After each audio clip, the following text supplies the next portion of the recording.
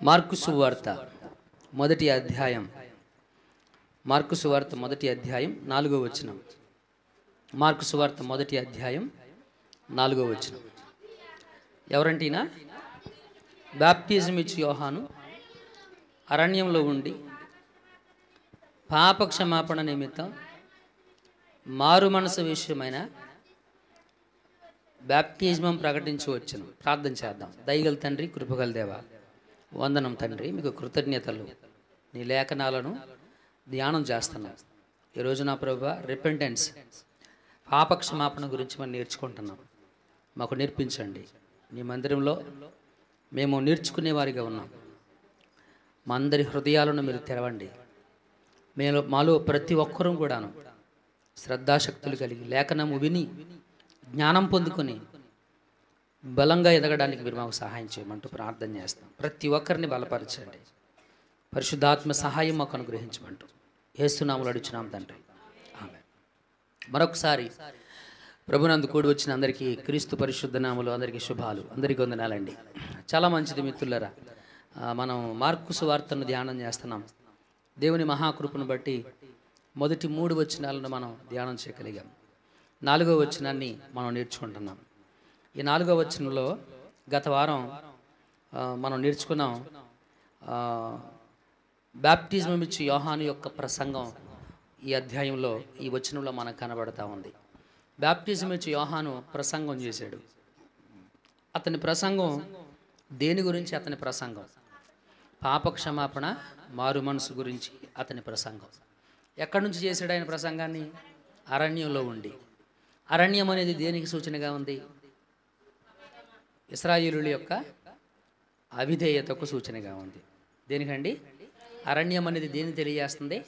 అవిధేయత. అవిధేయత అంటే బాప్టిజం ఇచ్చే యోహాను అవిధేయుల మధ్యలో ఉండి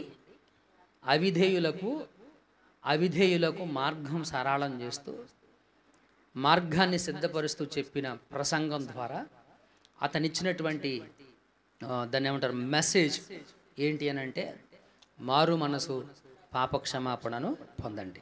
మారు మనసు పాపక్షమాపణ పొందండి. మీరు ఇలాగే మర్చిపోతూ ఉండండి.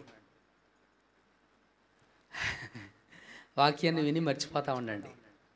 అప్పుడు వాక్యం మనలో బాగా పనిచేస్తూ ఉంటుంది. అంతేనంటారా? గుర్తుపెట్టుకోవాలి. మీరు గుర్తుపెట్టుకోవాలి. యోహాను యొక్క ప్రసంగం ఏం ప్రసంగించాడు? అతని ప్రసంగంలో ముఖ్య ఉద్దేశాలు ఏంటి అని అంటే, పాపక్షమాపణ, మారు మనసు. ఎక్కడుండి ప్రకటించాడు? అరణ్యం. అరణ్యం అంటే ఉద్దేశం ఏంటి? ఇశ్రాయేలీయుల యొక్క అవిధేయత.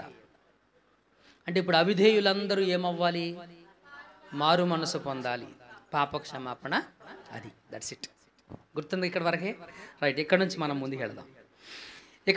ముందుకు వెళదాం మిత్రులారా. పాపక్షమాపణ అతని ప్రసంగంలో అతి ప్రాముఖ్యమైనటువంటి టాపిక్, అంశం ఏంటి అంటే పాపక్షమాపణ. ఇంగ్లీష్లో రిపెంటెన్స్ అనే పదం వాడాడు. What is repentance? పాపక్షమాపణ అంటే ఏంటి? అది ఈ రోజున మనం ధ్యానం చేద్దాం. హెవీగా కాదు, క్లుప్తంగా అందరికీ అర్థమయ్యే రీతిలో అసలు పాపక్షమాపణ అంటే అర్థం ఏంటో మనం తెలుసుకునేటువంటి ప్రయత్నం చేద్దాం. పాపక్షమాపణ, దీనికి మరొక పదం పశ్చాత్తాపం. దీనికి మరో పదం ఏంటండి? పశ్చాత్తాపం. పశ్చాత్తాపం అంటే ఏంటంటే, గతంలో జరిగిన లేదా మనం చేసిన చర్యలు, పనులు లేదా పాపములను సమీక్షించి, అంటే వాటన్నిటినీ కూడాను ఒక దగ్గరికి తీసుకొని వచ్చి మనం చేసిన ఆ ప్రతి తప్పిదముల విషయములలో సంతాపం చెందడం, బాగా చెప్పాలంటే బాధపడడం, హృదయంలో బాధ చెందడం, ఒప్పుకోవడం, గతంలో మనం చేసినటువంటి చర్యలు, పాపం, తప్పిదాలు ఏవైతే ఉన్నాయో వాటన్నిటినీ కూడాను సమీక్షించి, పరిశీలించి, వాటి విషయంలో వాటిని బట్టి హృదయంలో నొచ్చుకొని తప్పిదాన్ని ఒప్పుకొని తప్పిదాలను విడిచిపెట్టడం. ఇది పాపక్షమాపణకు, పశ్చాత్తాపానికి ఇవ్వబడినటువంటి ఒక బేసిక్, దాన్ని ఏమంటారు, గుండె లాంటిది. బేసిక్ సెన్స్ అన్నమాట. అంటే సహజమైనటువంటి అర్థం, సహజమైనటువంటి అర్థం. కొన్ని డెఫినేషన్స్ మనకు ఉన్నాయి, వాటిని మనం చూద్దాం. పాప క్షమాపణ అంటే ఏంటి? బాప్టిజం ఇచ్చే యోహాను అవిధేయులకు చేసిన ప్రసంగంలో ముఖ్యమైనటువంటి విషయం పాప క్షమాపణ పొందమని ప్రసంగం చేశాడు. ఏం పొందమని?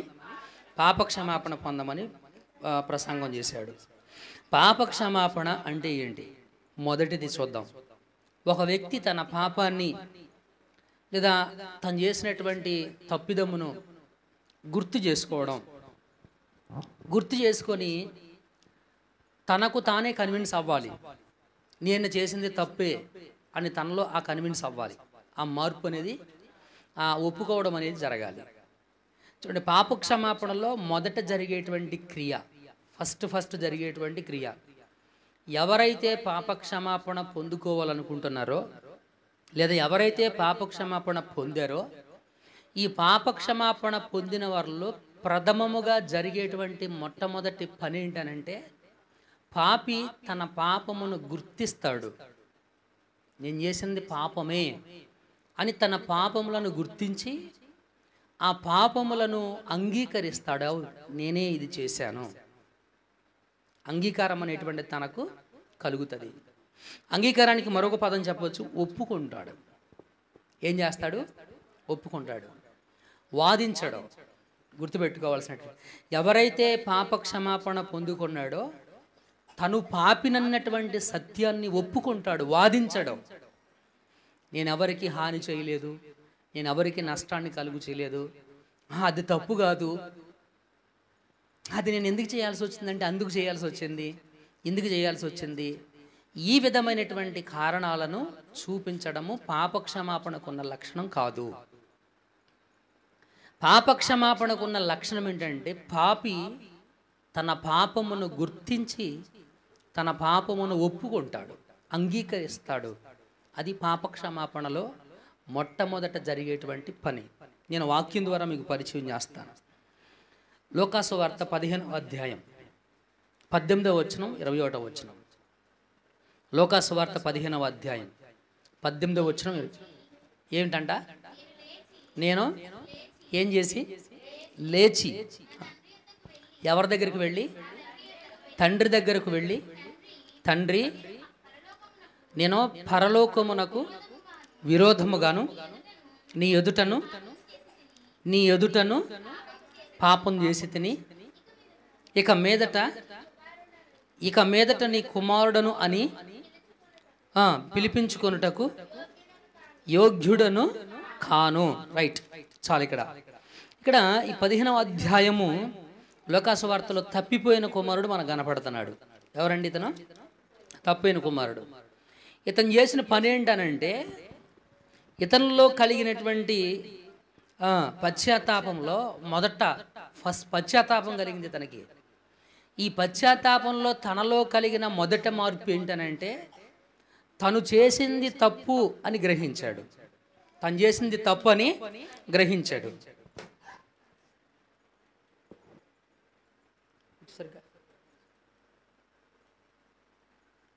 తను చేసింది తప్పని గ్రహించాడు.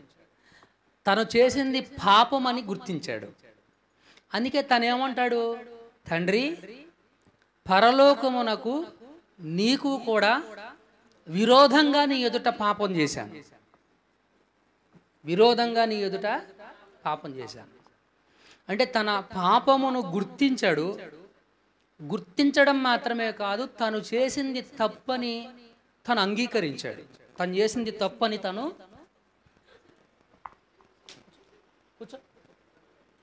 కూర్చోవాలి. తను చేసింది తప్పని తను అంగీకరించాడు. యాక్సెప్టెన్సీ. ప్రతి ఒక్కరు కూడాను, ఈ పాప క్షమాపణ పొందుకునేటువంటి వారు ప్రతి ఒక్కరు కూడాను మొట్టమొదట జరిగేటువంటి పని అదే. ఎవరైతే పాప క్షమాపణ కోరుకుంటారో, ఈ పాప క్షమాపణ కోరుకునేటువంటి వారిలో ప్రథమంగా జరగాల్సినటువంటి పని ఏంటంటే, తనను తాను పాపిగా గుర్తించుకోవడం. తనను తాను పాపిగా గుర్తించుకోవడం. గుర్తించుకోవడం మాత్రమే కాదు, అంగీకారం తెలపడం. ఎస్, ఇక్కడ తప్పిపోయిన కుమారుడులో పశ్చాత్తాపం కలిగింది. ఈ పశ్చాత్తాపంలో అతడు మొదట చేసింది ఏంటనంటే తన తప్పిదాన్ని ఒప్పుకున్నాడు. తన తప్పిదాన్ని ఒప్పుకోవడం మాత్రమే కాదు, పాపినన్న సంగతిని కన్విన్స్ అయ్యాడు, తెలుసుకున్నాడు, గ్రహించాడు. పాపినన్నటువంటి విషయాన్ని తెలుసుకుని గ్రహించి వెళ్ళి చెప్పాడు, నేను పరలోకానికి నీకు విరోధంగా పాపం చేశాను. ఎస్, నేను చేసింది తప్పు, ఇది జరగాలి మిత్రులారా. అదే పాప క్షమాపణ అంటే. The first thing we should do that. నువ్వు చేసిన నీ పాపములను సమీక్షించుకోవాలి. వాడు తను చేసినటువంటి పాపమును సమీక్షించుకున్నాడు. అతని సమీక్షలో తనకు తేలిన విషయం ఏంటి? విరోధంగా జీవించాను. తన పాపములను సమీక్షించుకున్నప్పుడు అతనికి ఏమనిపించింది? ఈ తప్పిపోయిన కుమారుడికి అనిపించిన సత్యం ఏంటి? విరోధంగా ఉన్నాను. ఏమనిపించిందండి? అది ఆ భావన, ఆ థాట్ మనసులో అది కలగాలి. మనసులో అది కలగాలి. అది కలిగినప్పుడే ఆ భావన నీలో కలిగినప్పుడే మార్పుకు నాంది పలుకుతుంది. అలాగూ నీలో జరగలేదు అని అంటే నీలో మారు మనసు అనేటువంటిది లేదు అని అర్థం. సరైన మారు మనసు అనేటువంటిది లేదు అని అర్థం. ఇక్కడ తప్పిపోయినటువంటి కుమారుడిలో మార్పు రావడానికి తన అపరాధమును, తను చేసిన తప్పిదాలు, గతంలో తను జరిగించినటువంటి ప్రతి పాపమును ఒక సమీక్ష చేసుకున్నప్పుడు తనకు అనిపించింది. సమీక్ష చేసుకున్నాడు. ఏమంటాడు అక్కడ 17వ వచనంలో, 15వ అధ్యాయం 17వ వచనంలో, అయితే బుద్ధి వచ్చినప్పుడు వాడు నా తండ్రి వద్ద ఎంతోమంది కూలివాండ్రకు అన్నము సమృద్ధిగా ఉన్నది, నేనైతే ఇక్కడ ఆకలికి చచ్చిపోతున్నాను. సమీక్ష చేసుకుంటున్నాడు తన పాపములను. మా నాన్నగారి ఇంటి దగ్గర ఎంతోమంది కూలి వాళ్ళకి అన్నం సమృద్ధిగా దొరుకుతుంది, కూలి వాళ్లకు.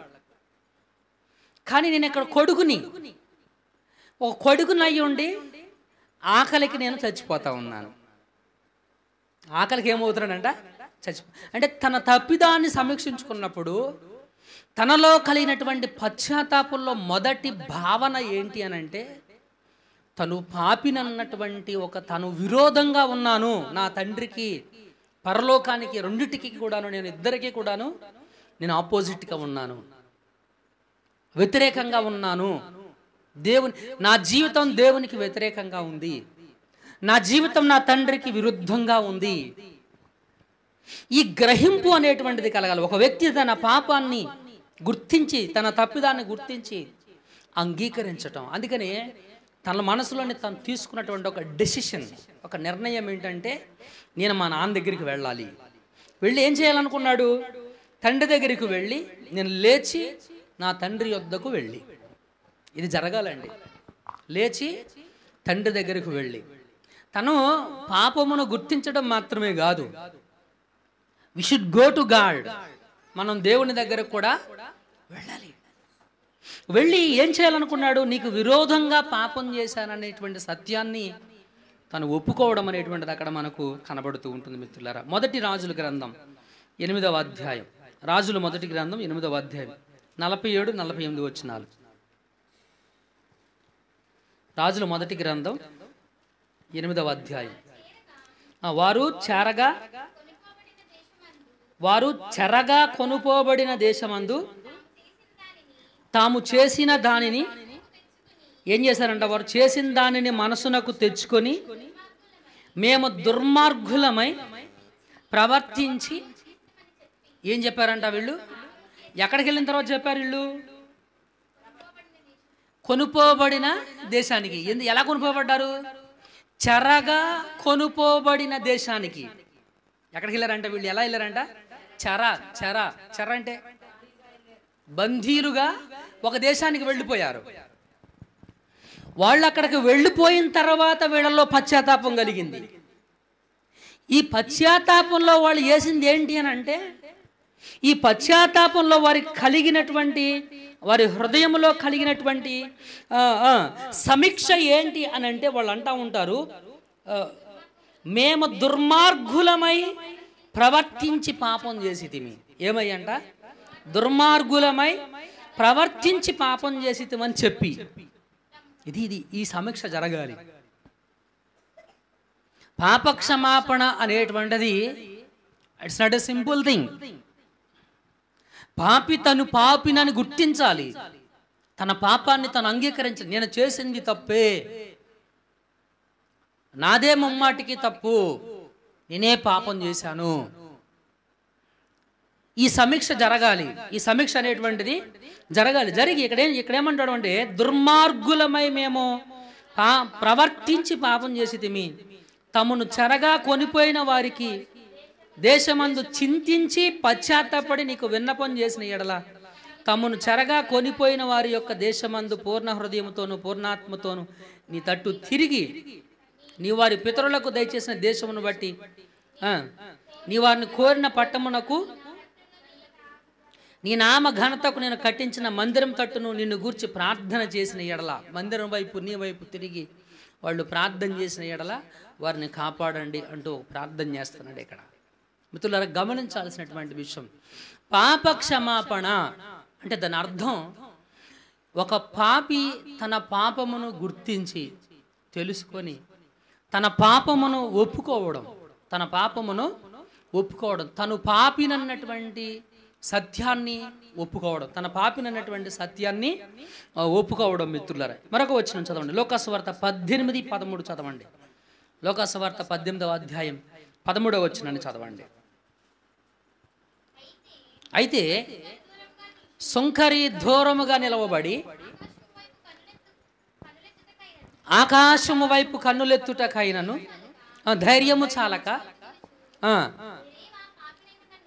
దేవా పాపినైన నన్ను, ఏం చెప్పాడంట ఆయన? దేవా పాపినైన నన్ను కరుణించమని పలికాడంట. పాపినైన నన్ను కరుణించమని పలికాడు. ఇక్కడ గమనించాల్సిన, సుంకరి దూరంగా నిలవబడి, ఎక్కడ నిలవబడండి? దూరంగా నిలవబడి ఆకాశం వైపు కన్నులెత్తి చూచుటకు ధైర్యము చాలక ఏం చేశాడు? ప్రభువా నేను పాపిని, నన్ను క్షమించమంటూ ప్రార్థన చేయడం అనేటువంటిది, ఒప్పుకోవడం అనేటువంటిది జరిగింది. సో ఈ కన్విన్స్ ఉండాలి మిత్రులారా. పరిశుద్ధ వాక్యం మనకు అదే చెప్తుంది, ఏ భేదము లేదు, అందరూ పాపం చేసి దేవుడు అనుగ్రహించు మహిమను పొందలేకపోతున్నారు. పరిశుద్ధ లేఖనం అదే చెప్తుంది. అదే 3వ అధ్యాయం రోమిలికి రాసిన పత్రిక 9వ వచనం ఏం చెప్తుందంటే, మనందరము పాపమునకు లోబడి ఉన్నాము అని, లోనై ఉన్నాము అని. సో పాప క్షమాపణలో ప్రథమమైనటువంటి సత్యము జరిగే పని ఏంటి అని అంటే, పాపి తన పాపమును గుర్తిస్తాడు, అంగీకరిస్తాడు. అంగీకరించడం అంటే ఒప్పుకుంటాడు. తన అపరాధాన్ని ఏం చేస్తాడండి? ఒప్పుకుంటాడు. That should be there. ఆదాము ఒప్పుకున్నాడు అపరాధాన్ని? ఒప్పుకోలా. కయ్యూను ఒప్పుకున్నాడు అపరాధాన్ని? ఒప్పుకోలా. మీ తమ్ముడు ఎక్కడా? నాకేం తెలుసు, నన్ను ఏమైనా కాపలా పెట్టావా? ఒప్పుకున్నాడా అపరాధాన్ని? ఒప్పుకోలా. ఆదాము ఒప్పుకున్నాడా పాపాన్ని? ఒప్పుకోలా.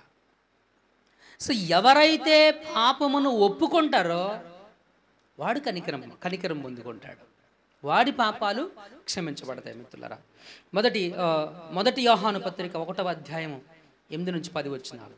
యోహాను మొదటి పత్రిక 1:8-10 వచనాలు.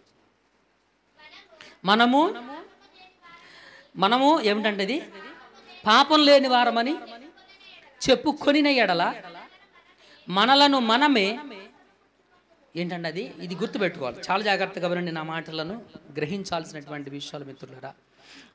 మనము పాపము లేని వారమని, నాలో పాపం లేదు, నేను చెడ్డోడిని కాదు, నేను మంచివాణ్ణి అని మనలో పాపము లేదని మనము చెప్పుకుంటూ ఉంటే, ఎవరితోనైనా, అది ఎవరితోనైనా అయి ఉండొచ్చు,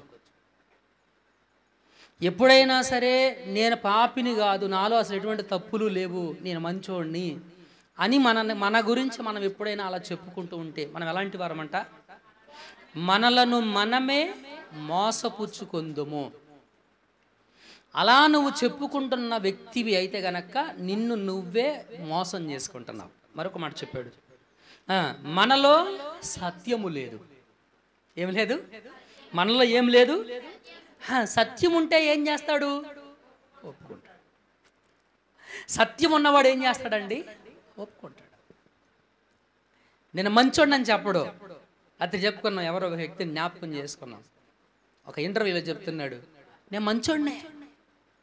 ఓ పాస్టర్ గారు చెప్తున్నాను, నాలో నేను ఎవరికి హాని చేయలేదయ్యా, నేను మంచోడినే వాదిస్తున్నాడు. నేను మంచోడినే. సత్యము ఉన్నటువంటి వాడు ఏం చేస్తాడు అంటే పాపి నన్ను ఒప్పుకుంటాడు. ఎక్కడైనా ఒప్పుకుంటాడు. తన గురించి ఏమైనా అనుకుంటారేమో, నేను మంచోడిని కాదంటే, నేను పాపినని చెప్తే ఎవరైనా తన గురించి ట్రోల్ చేస్తారేమో, ఇంకొకటి చేస్తారేమో, హేళన చేస్తారేమో అనేటువంటి భావన సత్యం ఉన్నటువంటి వాడికి రాదు. Because the truth consisted in him. అంటే ఆయనలో సత్యం అనేటువంటిది ఉంది కాబట్టి వాడు ఏం చేస్తాడంటే నేను పాపిననే ఒప్పుకుంటాడు. ఒకవేళ అలా ఒప్పుకోకుండా నేను మంచోడిని అని చెప్పుకుంటున్నావు అని అంటే దాని అర్థం నువ్వేం చేస్తున్నావు అంటే నువ్వు మోసము చేసుకుంటున్నావు. మనము మన పాపములను ఒప్పుకొనిన ఎడలా ఏంటంటే అది ఒప్పుకుంటే, ఒప్పుకోవాలా వద్దా అనేటువంటిది నీ డిసిషనే. అర్థమవుతుందండి? నువ్వు నీ పాపమును ఒప్పుకోవాలా ఒప్పుకోకూడదనేది పూర్తి నిర్ణయం నీదే. బలవంతంగా ఒప్పించటాలు ఏమి చేయడు దేవుడు. అర్థమవుతుందండి? ఒప్పుకోవాలని థాట్, ఆ అంగీకారం, ఆ మనసు నీలో కలగాలి. ఆ మనసు పశ్చాత్తాపములో మొదట జరిగే పని అదే మిత్రులారా. ఆ మనసు ఆటోమేటిక్గా పశ్చాత్తాపం చెందినప్పుడు న్యాచురల్గా వచ్చేస్తుంది, ఎస్ నేను చేసింది తప్పే, దాన్ని ఒప్పుకోవాలని. ఒప్పుకొనిన ఎడల ఆయన నమ్మదగినవాడు, నీతిమంతుడు గనక ఆయన మన పాపములను క్షమించి సమస్త దుర్నీతి నుండి మనల్ని పవిత్రులుగా చేస్తాడు. ఆయన మనల్ని ఏం చేస్తాడండి? ఆయన పవిత్రులుగా చేస్తాడు. He's the one who can make us holy. దేవుడు మనలను పవిత్రులుగా చేస్తాడు. దేవుడు మనల్ని ఏం చేస్తాడండి? ఎప్పుడు? పాపాన్ని ఒప్పుకున్నప్పుడు. మొదటి భాగము పశ్చాత్తాపంలో మొదటి సత్యము ఏంటంటే పాపమును గ్రహించి తెలుసుకొని ఏం చేస్తాడండి? ఒప్పుకుంటాడు, అంగీకరిస్తాను. పాపినని తను అంగీకరిస్తాడు. నువ్వు నేను పాపినని నాకు అంగీకారం లేకోకుండా నాకు లేదనుకోండి, నేను పాపినని నేను అంగీకరించకపోతే ఏం చేస్తా? వాదిస్తా. నేను అలాంటి కాదు, నేను ఇలాంటి కాదు అని చెప్పాడు, వాదిస్తా. అది కాదు truth. The truth is what? సత్యం ఉన్నటువంటి వాడు తన పాపినని, ఎంతో మంచోడు అయి ఉండొచ్చు. అపోస్తలుడైన పౌలు అంటాడు ప్రధాన పాపిని అన్నాడు. ఏ పాప అంటే అంటే అందరూ పాపులే, కానీ వాళ్ళందరికంటే ఇంకా ఎక్కువ పాపిని నేనే అన్నాడు. That should B. ఆ కన్విన్స్ రావాలి, ఆ అంగీకారం రావాలి. నేను చెప్పాను, ఇక్కడ నిలవబడి నేను వాక్యం చెప్పినంత మాత్రాన it doesn't mean that I'm holy. దాని అర్థం నేను పరిశుద్ధుడను, వాక్యం చెప్పి నేను పరిశుద్ధుడను, వింటున్నటువంటి మీరు అపవిత్రులు అనేటువంటి బోధ అది వాక్యానుసారమైనటువంటి బోధ కాదు. వీఆర్ సిన్నర్స్, మనం పాపులం. నా మాట అర్థమైందా మీకు? ఎవరు పాపులండి? మనము పాపులం. We are learning. దేవుడు మనల్ని పరిశుద్ధులుగా వాక్యం ద్వారా మనల్ని ఉదక స్నానం చేస్తూ, మనల్ని బలపరుస్తూ, ప్రోత్సాహపరుస్తూ పవిత్రులుగా ఆయన మనల్ని చేస్తున్నాడు మిత్రులారా. కాబట్టి మొదటిది మనం నేర్చుకో. రెండవది మొదటిది పాపమును గుర్తించి అంగీకరించడం లేదా ఒప్పుకోవడం. రెండవది పశ్చాత్తాపం అంటే, పాప క్షమాపణ అంటే గతంలో జరిగినటువంటి పాపం విషయమై విచారం, బాధపడ్డం. ఏంటంటే అది అప్పుడప్పుడు మనం అంటూ ఉంటాం, తప్పు చేశానన్న ఫీలింగ్ కూడా వాడికి లేదురా అంటామా? ఎప్పుడు అంటాం మనం వాడికి? వాడు సారీ చెప్పాడు బాగానే ఉంది, అరే నేను చేసిన తప్పే సారీ అని అన్నాడు, అయిపోయింది అక్కడతో. అసలు ఆడు తప్పు చేశాడు అనే ఫీలింగ్ ఆడుకు ఉండాలిగా. సారీ చెప్పడంలోనే అయిపోలేదు, క్షమాపణను ఒప్పుకోవడంలోనే అయిపోలేదు. ఇంకా మిగిలింది ఏంటి? మిగిలిందని అంటే చేసిన ఆ తప్పిదము విషయంలో ఏం కలుగుతుందంట? బాధ, విచారం కలుగుతుంది, బాధ కలుగుతుంది. చదవండి, కొన్ని వచనాలు మీకు పరిచయం చేస్తా. లోక 17వ వచనం, లోకాసువార్త 15వ అధ్యాయం 17వ వచనం. అయితే ఏమొచ్చిందంట? బుద్ధి వచ్చినప్పుడు వాడు నా తండ్రి యొద్ద ఎంతో మంది కూలి వాండ్రకు ఏం దొరుకుతుందంట? అన్నము సమృద్ధిగా ఉన్నది. నేనైతే ఆకలికి. ఇప్పుడు ఈ మాటలు బాధతో చెబుతున్నాడా, లేకపోతే గంతులేస్తూ హ్యాపీగా చెబుతున్నాడు అంటారా? బాధే కదా, అవునా కదా? అది కదా పశ్చాత్తాపం అంటే,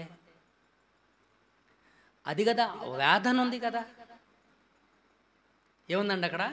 వేదన, బాధ. అంటే నేను మా నాన్న దగ్గరే ఉంటే నాకు ఈ పరిస్థితి ఉండేది. నేను నా తండ్రితోనే కలిసి ఉన్నట్టయితే నాకు ఇటువంటి దుర్బలమైనటువంటి పరిస్థితి నాకు వచ్చేది కాదు. ఇప్పుడు ఏంటంటే బాధను వ్యక్తపరుస్తుంది. మరొక వచనం చదవండి, అదే అధ్యాయం 19వ వచనం చదవండి. ఇక మీదట నీ కుమారుడను అని పిలిపించుకొనుటకు యోగ్యుడను కాను. ఈ మాటను మీరు అండర్లైన్ చేయండి, ఈ మాటను మీరు అండర్లైన్ చేసుకోండి, మీ మనసులో బాగా గుర్తుపెట్టుకోండి. అంటాడు, నన్ను నీ కూలి వారిలో ఒకనిగా పెట్టుకొనమని అతనితో చెప్పుదును అనుకునేను. ఏంటంట? నీ దగ్గర పనిచేస్తున్నటువంటి కూలోళ్లలో ఒకటిగా నన్ను పెట్టుకో. ఏ ఉద్దేశంతో చెప్పుంటాడు ఈ మాట? అసలు ఇట్స్ అ పెయిన్. అంటే తన తప్పిదము వలన తనకు కలిగినటువంటి హృదయ వేదన. అసలు తప్పు చేశానన్న ఫీలింగే లేనటువంటి వాడైతే వాళ్ళ బాధ ఏముంటుంది అంటే దాని అర్థం అది మంచి. మళ్ళీ ఇంకేం చేస్తాడు అతను? ఎదురిస్తాడు. ఇంకేం చేస్తాడండి అతను? సో కాబట్టి ఇక్కడ తప్పు చేశాననేటువంటి భావన కలుగుతుంది, తప్పు చేశాననేటువంటి భావన కలుగుతుంది. ఆదికాండం 3వ అధ్యాయం 8-10 వచనాలు, 8 నుంచి 10 వచనాలు. ఆదికాండం 3, 8 నుంచి 10 వచనాలు. చల్లబోటన ఆదాము అతని భార్యయు తోటలో సంచరించుచున్న దేవుడైన యెహోవా స్వరము విని ఏం చేశారు? వీళ్ళు దేవుడైన యెహోవా ఎదుటకు రాకుండా ఎక్కడ దాక్కున్నారంట? ఏ పాపం?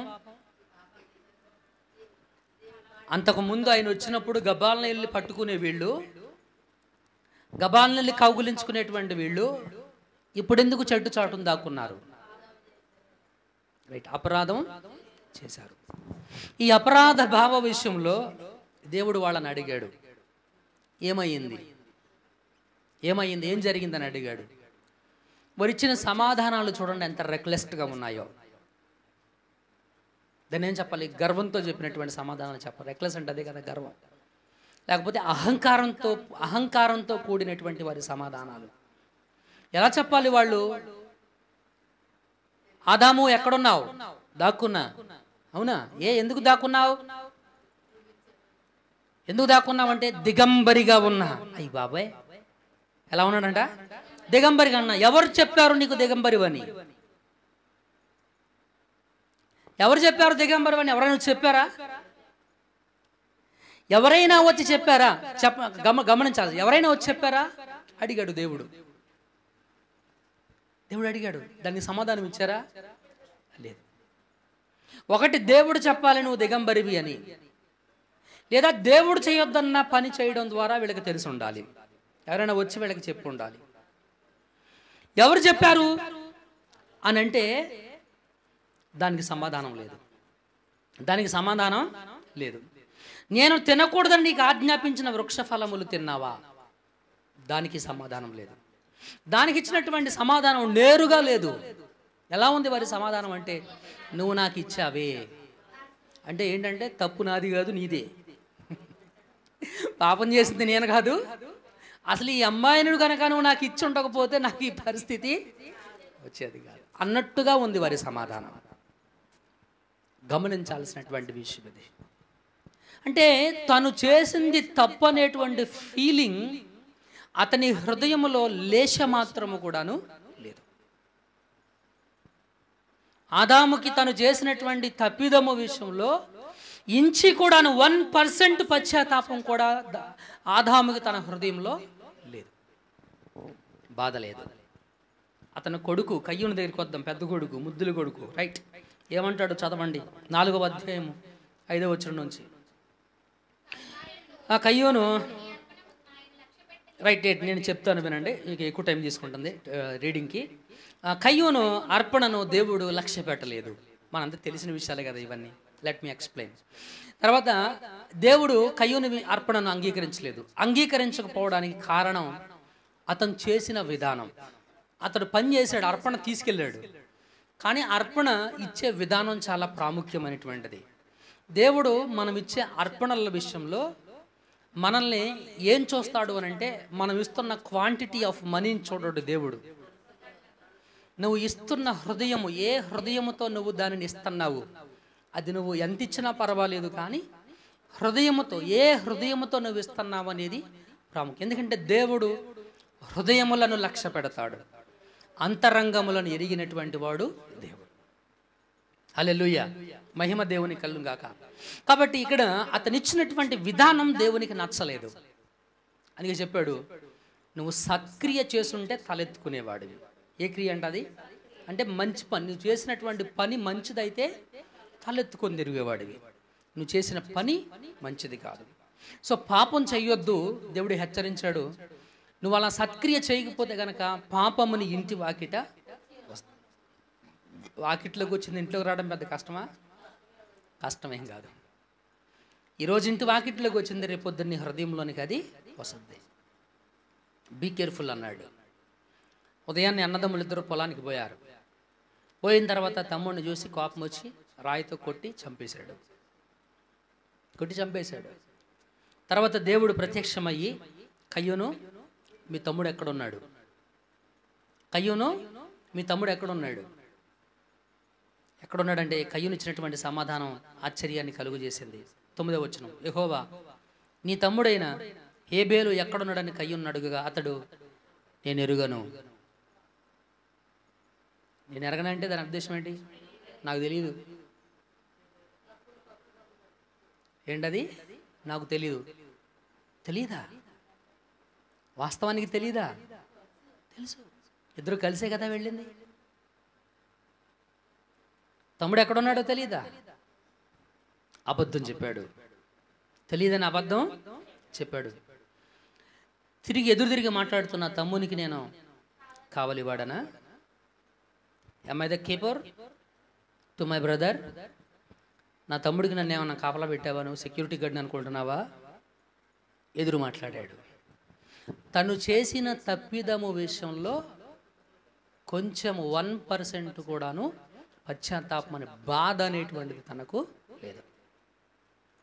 పాప క్షమాపణ అంటే పాపాన్ని ఒప్పుకోవడం మాత్రమే కాదు, ఆ పాపము విషయంలో బాధ కలుగుతుంది, వేదన కలుగుతుంది.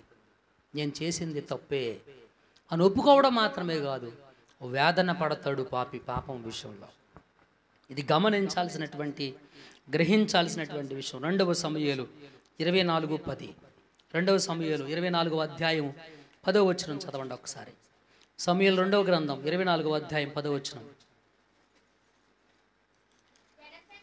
జనసంఖ్య చూచినందుకై దావీదు ఏమైందంట? అంటే ఏంటో, కొట్టుకోవడం అంటే ఏంటో, మనసంతా కూడా ఏమైంది? కొట్టుకోవడం అంటే ఏంటి? అక్కడ నలిగిపోతుంది మనసంతా కూడాను. జనసంఖ్య చూసినందుకే దావీదు మనసు కొట్టుకొనగా అతడు, నేను చేసిన పని వలన అది గొప్ప పాపము కట్టుకుంటిని. నేను చేసిన పని వల్ల ఏం జరిగిందంట? గొప్ప పాపమును నేను కట్టుకుంటిని. నేను ఎంతో అవివేకినై దాన్ని చేసి తిని. యెహోవా కరుణయుంచి నీ దాసుడైన నా దోషమును పరిహరింపుమని యెహోవాతో మనవి చేశాడంట. హల్లెలూయా. అది కదా పశ్చాత్తాపం అంటే, అది కదా పాపక్షమాపణ అంటే. అక్కడ దావీదు ఆ వచనంలో తను చేసిన పని విషయంలో బాధపడ్డాడు, తను చేసినటువంటి పాపమును అంగీకరించాడు, తన చేసిన పాపమును ఒప్పుకున్నాడు, తను చేసిన తప్పిదాన్ని కూడా తెలుసుకున్నాడు. తెలుసుకోబట్టే, గ్రహించబట్టే, తనకు తెలియబట్టే, తను పాపినని తనకు తెలియకబట్టే అంటాడు కదా, ఏమన్నాడు అక్కడ? అవివేకినై నేను ఈ పని చేశాను. ఏమై చేశాడంట? అవివేకినై నేను ఈ పని చేశాను, ఈ పాపం చేశాను. నేను చేసినటువంటి పని వల్ల నాకేం లభించండి? గొప్ప పాపాన్ని నేను కట్టుకున్నాను. పశ్చాత్తాపం అంటే అది, పాపక్షమాపణ అంటే అది. అక్కడికి రావాలి మనం.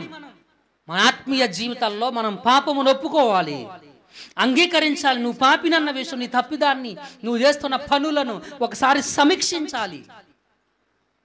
సమీక్షించాలంటే నువ్వు ఒక దగ్గరికి తీసుకుని వచ్చి వాటిని పరిశీలించాలి. నువ్వు చేసినటువంటి పనులను పశ్చాత్తాపం చెందాలి, బాధను అనుభవించాలి. 12వ అధ్యాయం 17వ వచనం, 12వ అధ్యాయం అదే 2వ సమూయేలు 12:17.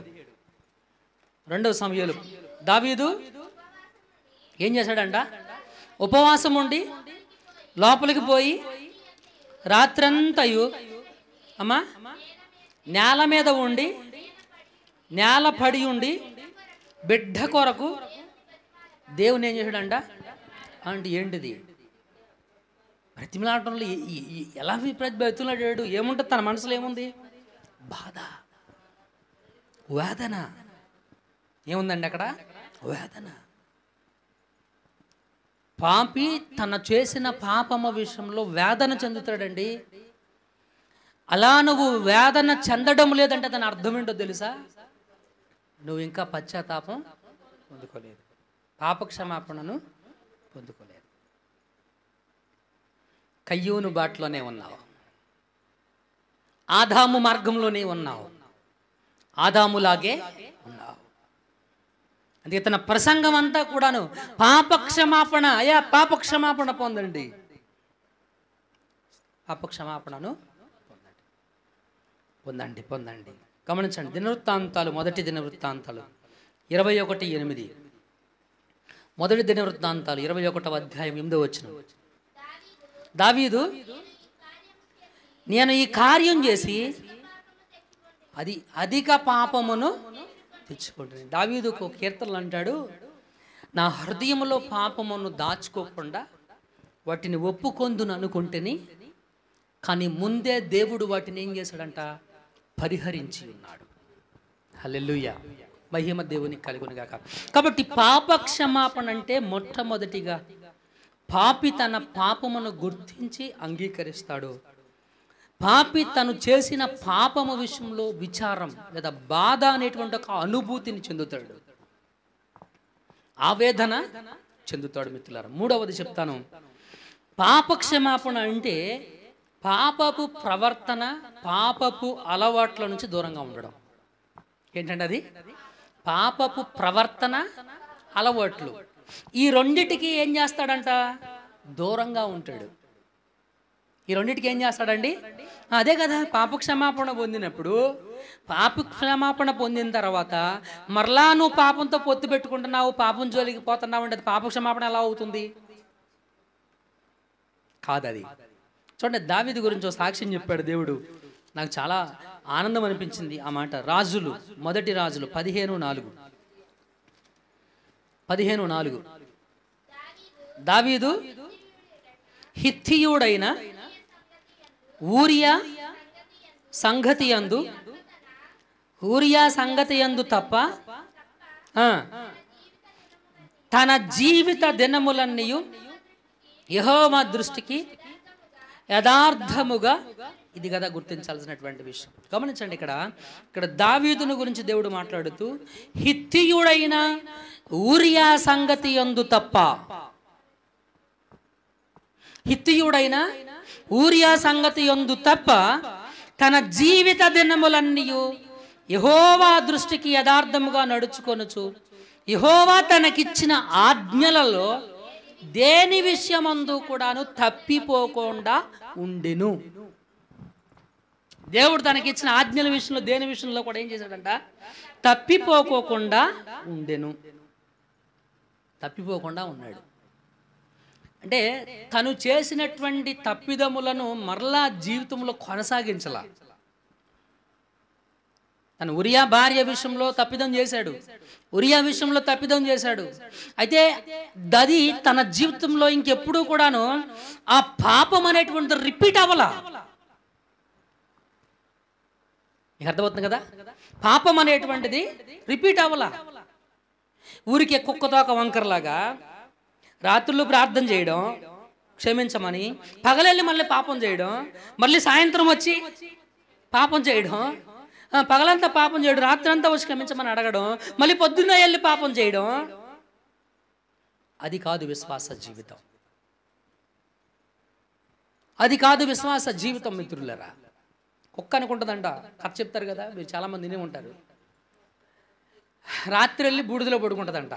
చిచ్చి నా బ్రతికే అంటే ఈ లోకం ఏంటి, ఈ బూడిద ఏంటి, ఎప్పుడు చూసి నీ బూడిదలోనే పడుకుంటున్నా, రేపు పొద్దున్న ఇల్లు వేసుకోవాలి అనుకుంటుందంట. ఎర్లీ ఇన్ ద మార్నింగ్ లేచి మరలా మామూలే వెళ్ళిపోద్ది. వీధులంటే వెళ్తుంది, అక్కడ ఎక్కడ భోజనాలు పెడతారా, ఎవరు పెడతారా అని చూస్తుంది, అది తింటుంది, మెదలకుండా వస్తుంది. మళ్ళీ సాయంత్రం విషయం ఏంటంటే స్వభావము మరలా. పాప క్షమాపణ అంటే స్వభావం మారుతుంది. ఏది మారుతుంది? స్వభావం. అది మారాలి. స్వభావంలో మార్పు వస్తుంది. అదే కదా పాప క్షమాపణ అంటే. ఈరోజు సమృద్ధి జీవన సంఘ సభ్యులైనటువంటి మనందరం కూడా పరిశీలన చేసుకోవాల్సినటువంటి అంశం ఇది. మనము పాప క్షమాపణ పొందామా? నువ్వు పాపమును ఒప్పుకున్నావా? పాపం విషయంలో బాధపడుతున్నావా? నీ పాపపు ప్రవర్తనకు అలవాట్లకు దూరంగా ఉన్నావా? ఒక ఆయన అంటాడు ఇలాగా, తిమోతి మొదటి పత్రిక 1వ అధ్యాయం 12వ వచనంలో చెప్పాడు, నేను పూర్వకాలము దూషకుడను. పూర్వకాలం ఎవడంటే ఇతను? ఎవరంటే ఇతను? దూషకుడు అంటే దూషించేవాడు. దూషకుడు అంటే ఎవరంటే ఇతను? దూషించేవాడు. దూషించడం అంటే ఏంటో? వాళ్ళ మీద ఏళ్ళ మీద చెప్పడం, తప్పులు పట్టడం, ఇవి చేయడం. ఇది ఎప్పుడంట అతను? పూర్వకాలం. పూర్వకాలం పూర్వకాలం కానీ ఇప్పుడు నాకు అలవాటు లేదు. పూర్వకాలం చేసావు, దూషించావు, తిట్టావు, వాళ్ళ మీద ఏళ్ళ మీద చాడీలు చెప్పావు. అది పూర్వపు బుద్ధి. అది పూర్వపు బుద్ధి. ఇప్పుడేనంట పూర్వకాలం దోషకుడను, హింసకుడను, హానికరుడను. I అర్రగెంట్ person. అర్రగెంట్, హానికరుడను. ఎలాంటి వాడిని అంటే హాని చేసేవాడిని, హాని తలపెట్టేవాడిని, దూషించేవాడిని, హింసించేవాడిని. నన్ను తన పరిచర్యకు నియమించిన నమ్మకమైన వానికి నన్ను ఎంచినందుకు నన్ను బలపరిచిన మా ప్రభువైన క్రీస్తు యేసుకు కృతజ్ఞతుడనై ఉన్నాను. తెలియక అవిశ్వాసము వలన చేసి తిని గనుక కనికరింపబడి తిని. తెలియక అవిశ్వాసము వలన చేశాను. పశ్చాత్తాపం, ఒప్పుకోవడం, తనకున్న పాపపు ప్రవర్తనకు, పాపపు అలవాట్లకు దూరమైపోవడం. ఇది పాపి విషయంలో జరగాల్సినటువంటి పని. మరి నీ విషయంలో జరిగిందా లేదా అనేటువంటిది నిన్ను నువ్వే పరిశీలన చేసుకో. అర్థమవుతుందండి? నువ్వెవరికి చెప్పాల్సిన పని లేదు. నీకు నువ్వు వ్యక్తిగతంగా పరిశీలన చేసుకో, సరిపోతుంది. నీ పరిశీలనలో నీలో ఈ విధమైనటువంటి చర్యలు జరగకపోతే నీల్ డౌన్, మోకరించు, ప్రార్థన చేయి, దేవునికి మొర్రపెట్టు. మోకరించు, ప్రార్థన చేయి, అడుగు దేవుణ్ణి. What is there? దేవునికి నీకు మధ్య విరోధం ఏముంది? యేసుక్రీస్తు తొలగించాడు కదా. ఆయన అడగడానికి నువ్వేం భయపడాల్సిన పని లేదు. ఆయనకు ప్రార్థన చేయడానికి నువ్వేమీ ఆయన ధిక్కరిస్తాడో, తీసేస్తాడో, నీ ప్రార్థన వినడో అని అనుకోవడానికి ఏమీ కూడాను లేదు. Is there to hear you. ఆయన ఉన్నదే నువ్వు చెప్పింది, నీ ప్రార్థనను ఆయన వినడానికి మిత్రులారు, నీ ప్రార్థనను ఆయన వినడానికి మిత్రులారు. గమనించవలసినటువంటి ఒక విషయం ఇది. 1 పేతురు 4:3 కూడా ఒకసారి చదవండి. ఆ వచనం ఇక్కడ చాలా వచనాలు ఉన్నాయి, బట్ నేను వాటిని స్కిప్ చేస్తూ ఉంటున్నాను. 1 పేతురు 4:3 మనం ఏంటంటే అవి పోకిరి చేష్టలు. ఏంటవి? పోకిరీలు చేసేటువంటి పనులు. పోకిరి చేష్టలు అంటే కదా, పోకిరి చేష్టలు. ఏంటవి? దురాశలు. ఇంకోటి ఏంటది? మద్యపానము. ఇంకోటి ఏంటది? అల్లరితో కూడిన ఆటపాటలు. ఇంకేంటది? త్రాగుబోతుల విందులు, చేయదగని విగ్రహ పూజలు మొదలైన వాటి యందు ఏం చేస్తూ నడుచుకొనుచు అన్యజనుల ఇష్టము నెరవేర్చుటకు గతించిన కాలం చాలు. ఇది మారాలి. బుద్ధి, స్వభావం అనేటువంటిది మార్పు జరుగుతుంది. పాప క్షమాపణలో జరిగేది అదే ప్రాముఖ్యమైనటువంటిది. ఒప్పుకుంటాడు, పశ్చాత్తాపడతాడు, అలవాట్లకు దూరం అయిపోతాడు. పాపపు అలవాట్లకు, పాపపు ప్రవర్తనకు దూరం అవుతాడు. అంత మాత్రమే కాదు మిత్రులారా, మరియు ఇంకేం చేస్తాడంటే పాప క్షమాపణలు అతడు తను పాపినని తెలుసుకొని, తను చేసిన తప్పిదాలను గుర్తించి వాటిని ఒప్పుకొని వాటి విషయంలో పశ్చాత్తాపడి వాటికి దూరం అవడం మాత్రమే కాదు, తను ఎవరి పట్లయితే తప్పిదాలు చేశాడో అటు దేవుని దగ్గర ఇటు మనుషుల దగ్గర క్షమాపణ కోరతాడు. ఏం చేస్తాడండి? క్షమాపణను కోరతాడు. ఎస్, క్షమాపణ కోరతాడు. దేవుని దగ్గర మనం క్షమాపణ కోరాలి. దేవుని దగ్గర మనము క్షమాపణ కోరాలి. అపోస్తుల కార్యాలు 5:31 చదవండి. అపోస్తుల కార్యాలు 5వ అధ్యాయము 31. We are going to close. ముగించుకుందాం. ఇశ్రాయేలులకు మారు మనసు పాప క్షమాపణ దయచేయుటకై దేవుడు ఆయనను అధిపతిగాను రక్షకునిగాను తన దక్షిణ హస్తము బలము చేత హెచ్చించి ఉన్నాడు. చాలు. ఇక్కడ యేసుక్రీస్తు దగ్గర మనకు దొరుకుతుంది పాప క్షమాపణ. కాబట్టి నువ్వు ఒప్పుకుంటావు. ఒప్పుకోవడానికి పెద్ద సమస్య ఏమీ కాదు. ఎవరెవరి దగ్గరికి వెళ్తాడంట? దేవుని దగ్గరను మనుషుల దగ్గర కూడా. అర్థమవుతుందండి? నేను మనుషులు నీకేం చెప్పాల్సిన పని లేదు, దేవుడు నేను చూసుకుంటామంటే దానికి మించినటువంటి పిచ్చిది ఇంకొకటి లేదు. పిచ్చిదంటే నేనది పిచ్చి ఆలోచన. నేను మీకు చేసినా చేయకపోయినా పర్వాలేదు, దేవుడికి తెలుసు నా గురించి నేను ఎంత మంచోడినో. ఇది చాలా వెర్రితనం అండి. ఇది మనిషిని ప్రేమించలేని వాడవి దేవుణ్ణి ఎలా ప్రేమించగలుగుతావు? సాటి మనిషిని గౌరవించలేని వ్యక్తివి, సాటి మనిషి పట్ల సత్ప్రవర్తన కలిగి నడుచుకొనలేని వ్యక్తివి దేవునితో సత్ప్రవర్తన కలిగి ఎలా నడుచుకోగలుగుతావు? ఇది ఎలా సాధ్యపడుతుంది? ఎలా సాధ్యపడుతుంది? నువ్వు దేవునికి విధేయుడవా? మనుషులకు కూడా విధేయుడవే. దేవుని దగ్గర నీకు సత్ప్రవర్తన ఉందా? మనుషుల దగ్గర కూడా సత్ప్రవర్తన ఉండాలి. మనుషుల దగ్గర కూడా సత్ప్రవర్తన ఉండాలి. బోత్ ఆర్ చాలా ఇంపార్టెంట్. బ్యాలెన్స్డ్గా ఉండాలి. రెండింటినీ మనం బ్యాలెన్స్డ్గా నడుచుకోవాలి.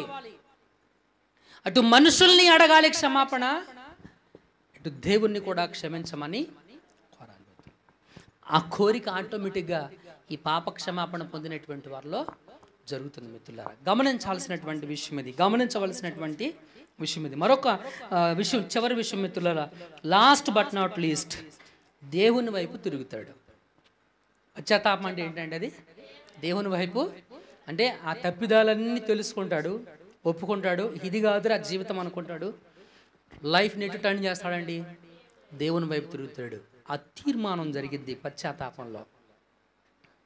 ఆ తీర్మానం అనేటువంటిది పశ్చాత్తాపంలో జరుగుతుంది మిత్రులారా. విలాపవాక్యాలు 3:40. విలాపవాక్యాలు 3వ అధ్యాయం 40వ వచనం ఏం చెప్పిందో ఒకసారి చదవండి. విలాపవాక్యాలు 3వ అధ్యాయం 40వ వచనం. విలాపవాక్యాలు 3:40. ఏం చేయాలంట? మన మార్గములను ఏం చేయాలి చెప్పండి? ఏం చేయాలి చెప్పండి? పరిశోధించి తెలుసుకొని మనము యెహోవా తట్టు అది చెయ్యాలండి. అర్థమవుతుందా మీకు? పరిశుద్ధుడైనటువంటి దేవుడు మనకు చెప్పిన విషయం, మీ మార్గములను మీరు పరిశోధించండి, తెలుసుకోండి. తెలుసుకున్న తర్వాత దేవుని వైపు తెలియకుండా దేవుని వైపు నువ్వు తిరగలేవు మిత్రమా. మనం చాలాసార్లు అనుకుంటాం, వాడు అటో గడికి వేస్తున్నాడు, ఇటో గడికి వేస్తున్నాడు. కారణం ఏంటంటే వాడికి తెలియక, అసలు పశ్చాత్తాపం లేక, మారు మనసు అనేది లేక, ఒకడు ఇటు దైవ సంబంధమైనటువంటి క్రియలు, ఇటు లోక సంబంధమైనటువంటి క్రియలు ఎలా కొనసాగలుగుతున్నాడు అని అంటే, he's not new about Jesus. అంటే క్రీస్తుని కూర్చున్నటువంటి జ్ఞానం, దైవాన్ని కూర్చున్నటువంటి జ్ఞానం అతనిలో లేదు, అతను తెలుసుకోలేదు. గమనించాల్సిన ఇక్కడ మనం పరిశోధించాలంట. పరిశోధించి మనం చేయాల్సిన పని ఏంటంటే తెలుసుకొని దేవుని వైపు మనం తిరగాలి. That's what you do. నువ్వు చేయాల్సినటువంటి పని. కాబట్టి ప్రభునందు మిత్రులరా, అవిధేయులైనటువంటి ఇశ్రాయేలులకు బాప్టిజం ఇచ్చి యోహాను చేసిన ప్రసంగం, బాప్టిజం ఇచ్చి యోహాను సిద్ధపరిచిన మార్గం, బాప్టిజం ఇచ్చి యోహాను సరళము చేసినటువంటి మార్గం ఏంటి? ఆ మార్గం అంటే పాపక్షమాపణ. పాపక్షమాపణ అంటే ఏంటి? ఒక వ్యక్తి ఒక పాపి తన పాపినని గ్రహించి తెలుసుకొని దాన్ని ఒప్పుకోవడం. పాపి తన పాపం విషయంలో పశ్చాత్తాపం, బాధపడడం, వేదన పడడం. పాపి తను చేసిన పాపం విషయంలో వేదన పడతాడు. వేదన పడిన తర్వాత ఆ పాపపు ప్రవర్తనకు, ఆ పాపపు అలవాట్లకు దూరం అవుతాడు. ఏమవుతాడండి? దూరం అవుతాడు. అందుకే అప్పుడప్పుడు కొంతమంది మనల్ని ఈ ఆచారాలేంటో ఇవన్నీ చేయట్లేదు క్రైస్తవులు, ఈ తోరణాలు కట్టడం లేదు, ఈ బలుపులు కట్టడం లేదు, ఇవన్నీ ఎందుకంటారంటే అందుట్లో మూఢ విశ్వాసాలు ఉన్నాయి, వాటికి మనం దూరం అవుతున్నాం. అవునా కదా? తోరణాలు కట్టడంలో విశ్వాసం ఉంది. అవునా? ఏంటా విశ్వాసం? ఏదో పిచ్చి విశ్వాసం, మూఢ విశ్వాసం ఉంది, దాన్ని నమ్ముతారు. మనం కూడా నమ్ము చేస్తున్నాం. వాటికి మనం దూరం అవుతున్నాం. అక్కడ పెట్టు. గమనించాల్సినటువంటి విషయాలు ఇవన్నీ మిత్రులారా. లోకం మనల్ని ఎద్దేవా చేయడానికి కారణం ఏంటంటే మనం దేవుని వైపు రావడమే. గమనించాల్సినటువంటి విషయం దేవుని వైపు తిరగడం. యావేలు గ్రంథం 2వ అధ్యాయం చివరిగా ఈ వాక్యాన్ని చదువుకుందాం. నేను చదువుతాను, నాతో పాటు మీరు కూడా చెప్పండి ఈ మాటలు. యావేలు గ్రంథం 2వ అధ్యాయం, యోవేలు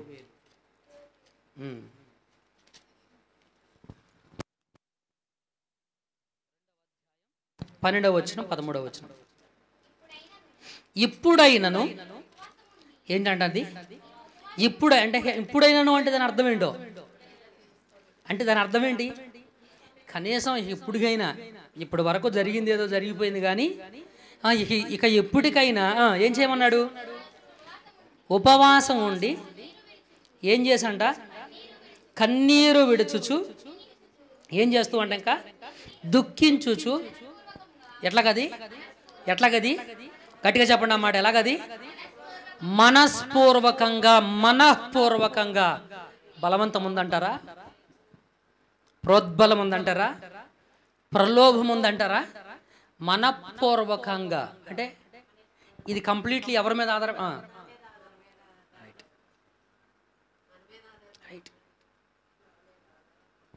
మనఃపూర్వకంగా ఏం చేయమన్నాడు? తిరిగి నా యొద్దకు రండి. ఈ రోజు దేవుడు నీకు ఇస్తున్న పిలుపు అది. ఈరోజు దేవుడు నీకు ఇస్తున్నటువంటి పిలుపు అది. అదేంటనంటే ఇకనైనా, ఎప్పటికైనా ఉపవాసం ఉండి, కన్నీరు విడచి, దుఃఖపడి, మనఃపూర్వకంగా దేవుని దగ్గరకు రండి. దీనికి నిష్టలు, నియమాలు, నిబద్ధతలు, కట్టుబాట్లు, ఆచారాలు ఏమి లేవు. నీ మనఃపూర్వకంగా దేవుని దగ్గరకు రా. మనఃపూర్వకంగా దేవుని దగ్గరకు రా. ఆయన క్రీస్తులో మనకు క్షమాపణ, పాప క్షమాపణను కలుగజేశాడు. పాప క్షమాపణను, మన పాపములన్నీ కూడాను యేసుక్రీస్తు వలన, యేసుక్రీస్తు ద్వారా మన అపరాధములన్నీ కూడా క్షమించబడ్డాయి. మన మీద పాప భారం అనేటువంటిది ఇక లేదు. దేవుడు మనల్ని పాపులని ఆరోపణ చేయటంలా, పాపులని ఆయన ఆరోపణ చేయటంలా. ద ఓన్లీ థింగ్ నీవు నేను చేయాల్సినటువంటి పని ఏంటనంటే పాప క్షమాపణ పొందుకోవడం. ఇక్కడ ఉన్నటువంటి ప్రియ విశ్వాసి, నువ్వు పాప క్షమాపణను పొందుకున్నావా? పాప క్షమాపణ అంటే అర్థం ఏంటి చెప్పండి. మొదటి విషయం ఏంటది? పాప క్షమాపణ అంటే ఏంటి? పాపిని పాపాన్ని గ్రహించి తెలుసుకొని ఒప్పుకోవడం, ఒప్పుకోవడం. రెండోది పాపం విషయంలో పశ్చాత్తాపం, వేదన పడడం. మూడవది పాపమునకు పాపపు అలవాట్లకు దూరం అయిపోవడం. నాలుగవది దేవుని వైపు తిరగడం. అది పాప క్షమాపణ అంటే. మరి నీ విషయంలో ఇది జరిగిందా లేదా అనేటువంటిది ఆత్మ పరిశీలన, హృదయ పరిశీలన చేయండి. ఒకవేళ మీరు దేనికి దిగులు పడాల్సినటువంటి అవసరం లేదు. ఇప్పటి వరకు ఇటువంటి అనుభవం, ఎక్స్పీరియన్స్ నీకు లేకపోతే ఇకనైనా ఉపవాసం ఉండి దుఃఖించుచు మనపూర్వకంగా ఆయన దగ్గరకు రా. ఆయన నీ అపరాధములన్నిటినీ కూడాను క్షమిస్తాడు. నిన్ను ఒక పవిత్రుడిగా మారుస్తాడు. ఎలా మారుస్తాడండి ఆయన? పవిత్రుడు, నిన్ను ఒక నీతిమంతుడిగా చేస్తాడు ఆయన. నీ జీవితాన్ని ఆయనకు అప్పగించు. God bless you abundantly. కళ్ళు మూసుకోండి, ప్రార్థన చేద్దాం. కళ్ళు మూసుకోండి. దేవుడు తన పరిశుద్ధ వాక్యాన్ని